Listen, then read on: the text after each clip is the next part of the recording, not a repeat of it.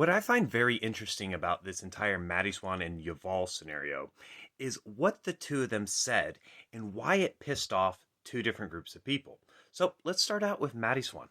What did she say?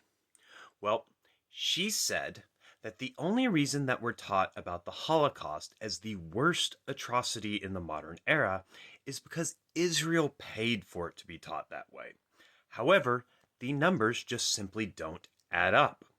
Well, this is a pretty obvious anti Semitic conspiracy theory and trope, which is why Yuval made his Stitch video. But what did Yuval say that pissed off so many people about it? Well, this comment right here, it's that one word, civilized. Let's take a look at the tape. Very important to consider here. It wasn't just that it happened within a civilized society or a modern world, but Germany specifically was seen as the peak of civilization globally. They led the world in classical music, in scientific. Because, of course, Yuval using the word civilized to describe how people viewed Germany in the early 20th century, that of course means he thinks that Africa and Asia and the indigenous Americans are uncivilized, right? No! You guys are absolutely insane with this. This is an incredible straw man that you have constructed here. I mean, I don't know any other way to explain this.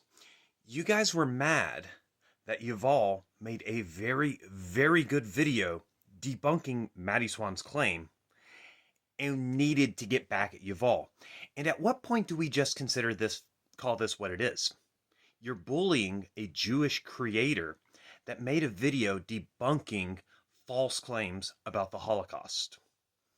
At what point? Because that's exactly what's going on here. Let's not beat around the bush.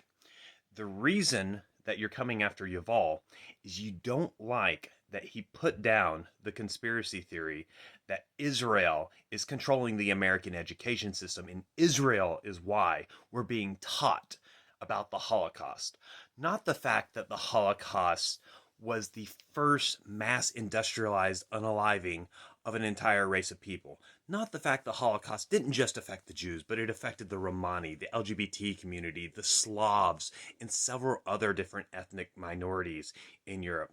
Not only was it also part of the worst war in all of human history, World War II, where over 60 million people died in Europe alone.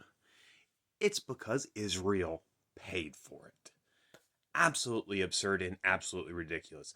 Not to mention, where is this idea that we're actually taught about the Holocaust more than we're taught about colonialism in North America or slavery in North America?